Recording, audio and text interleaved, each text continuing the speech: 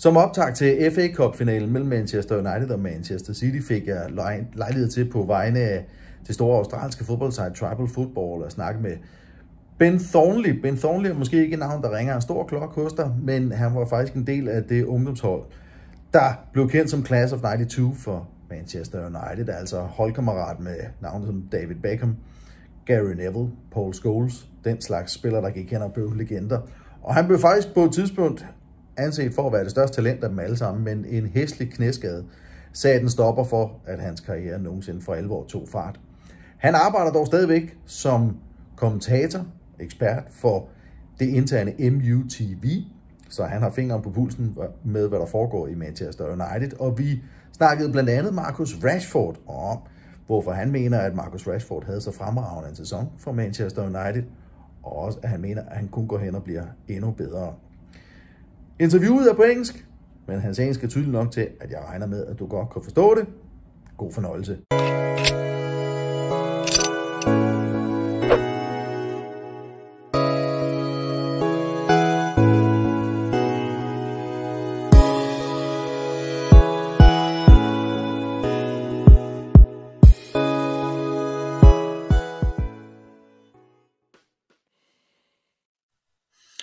We've seen a markedly improved Marcus Rashford this season. Has Ten Hag done something special for him, or has it simply just clicked for Rashford? I think there's probably got to be a combination of a lot of things. First and foremost, the work that Marcus put in during the close season. It was so noticeable when he came back in the summer.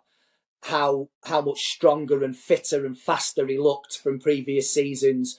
And that is all down to the coaching methods and the program that he was set over the close season, and the fact that he'd followed it extremely strictly.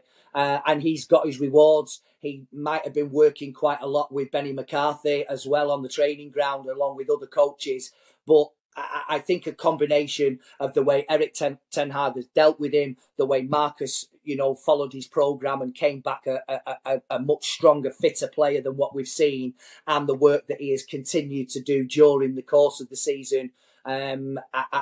Again, he is somebody, we know that he's won the two Players' Player and Player of the Year at Old Trafford. But I think the one good thing about that, just steering away from Marcus, in previous seasons, we've had David De Gea and maybe one other player.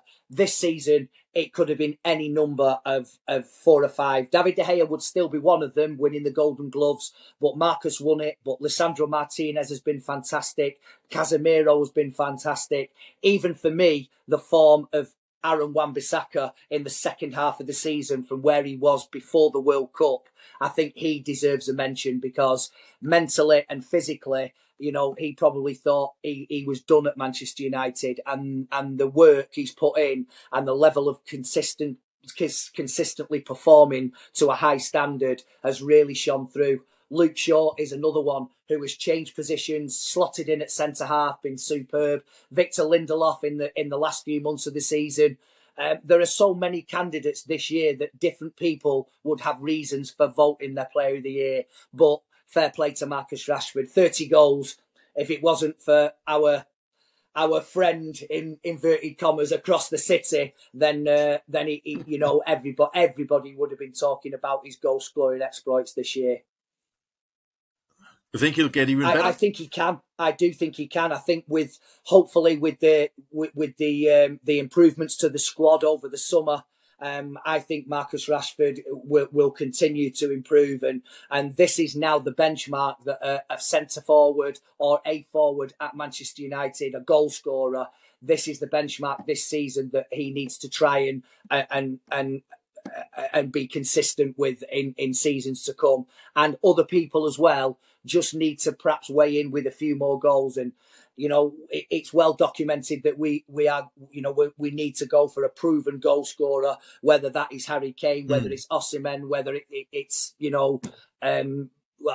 anybody that has got a lot of goals in Europe, Manchester United are going to be interested in. But it's also important that goals come from elsewhere, because if you've got 4 or 5 people in your team that are hitting double figures, you have got a great chance of winning things.